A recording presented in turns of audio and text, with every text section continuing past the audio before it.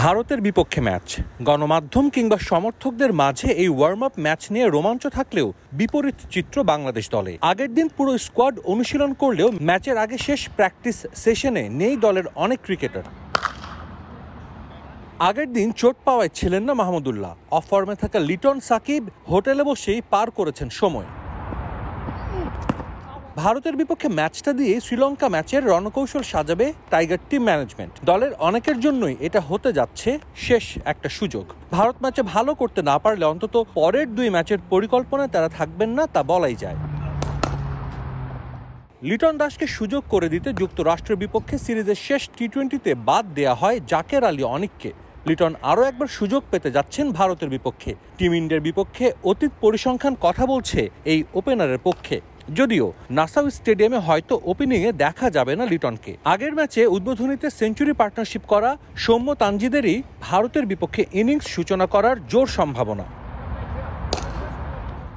নগদে 500 টাকা বা তার বেশি পেমেন্টে পেতে পারেন ঢাকায় জমিসহ 20 কোটি টাকার পুরস্কার। ভারত ম্যাচের আগে দলের ক্রিকেটারদের দেখা গেছে বেশ নির্ভার। আগের দিন পেসাররা বল হাতে অনুশীলন না করলেও এদিন মোস্তাফিজ, শরীফুল, তানজিম সাকিবরা দীর্ঘ সময় নেটে বোলিং করেছেন। ব্যাটিংয়ের সময় নাজমুল শান্ত হাতে চোট পেলেও কিছু সময় বিশ্রাম নিয়ে আবারও নেটে নিজেকে ঝালিয়ে নেন অধিনায়ক। এর ফাঁকেই কোচ চন্ডিকা হাথুর সিংহের সঙ্গেও ভারত ম্যাচের কৌশল নিয়ে দীর্ঘ সময় মিটিং করে নেন এই বাঁহাতি ব্যাটার। ম্যাচের আগে অনুশীলন করেছে টিম ইন্ডিয়াও। দলের সঙ্গে নিউ ইয়র্কে যোগ দিলেও এদিন প্র্যাকটিসে আসেননি বিরাট কোহলি, যদিও দলের অন্যরা ঝালিয়ে নিয়েছে নিজেদের। হারজিত যাই হোক, যখনই বাংলাদেশ দল ভারতের বিপক্ষে খেলে শেষ পর্যন্ত লড়াই করে। অন্তত সাম্প্রতিক ইতিহাস কিন্তু সেটাই বলছে।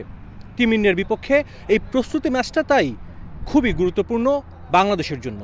হারজিত যাই হোক, ইতিবাচকভাবে ম্যাচটা শেষ করতে পারলে বিশ্বকাপ বাংলাদেশ শুরু করবে হাই নোটে। নিউ ইয়র্ক থেকে সাজিদ মুস্তাহিদ, সময় সংবাদ, যুক্তরাষ্ট্র।